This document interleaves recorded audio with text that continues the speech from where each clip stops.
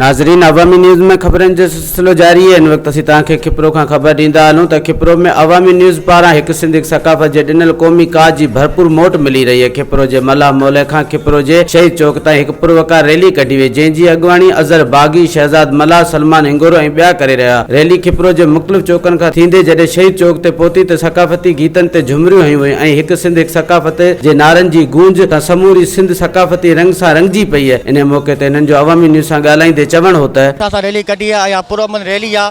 सिंध में रहंदड़ सभु सिंधी हिकु आहिनि ऐं जेका रैली असीं हर साल कंदा आहियूं ऐं छो न मल्हायो वञे ॾियारो। हीअ असां ईद खां वधीक ॾियारो आहे। सकाफ़त जेका असांजी 4000 साल खां पहिरीं हलंदी अचे पई ऐं असीं हमेशह पुरअमन जोश सां मल्हाईंदा आहियूं ऐं इहा कुर्ब जी संगत आहे जिन असां सां काए कुर्ब कया ऐं वॾी महिरबानी। असांखे वॾी ख़ुशी आहे, असांखे एॾी ख़ुशी आहे जेतिरी असांखे ईद ते बि कोन हूंदी आहे। असीं सिंधी भाइर सभु गॾु आहियूं।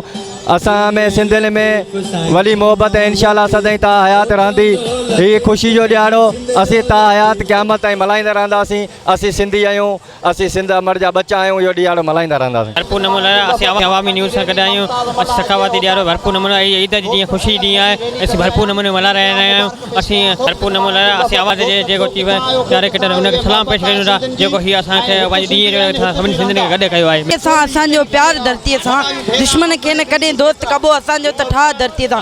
अॼु असां सिंध सकाफ़ती ॾियारो मल्हाए रहिया आहियूं, जेको असां पंहिंजे ईद वांगुरु मल्हाईंदा आहियूं। ईद खां बि वधीक मल्हाईंदा आहियूं। अॼु जेके बि सभु सिंधी गॾु थिया आहिनि, असां दुनिया खे मैसेज ॾियूं था त असां हिकु सिंधी क़ौम आहियूं। वधीक ख़बरनि ऐं तफ़सील जे लाइ विज़िट कयो असांजी वेबसाइट awamiNewsHD.com ऐं ॾिसंदा रहो अवामी न्यूज़ HD।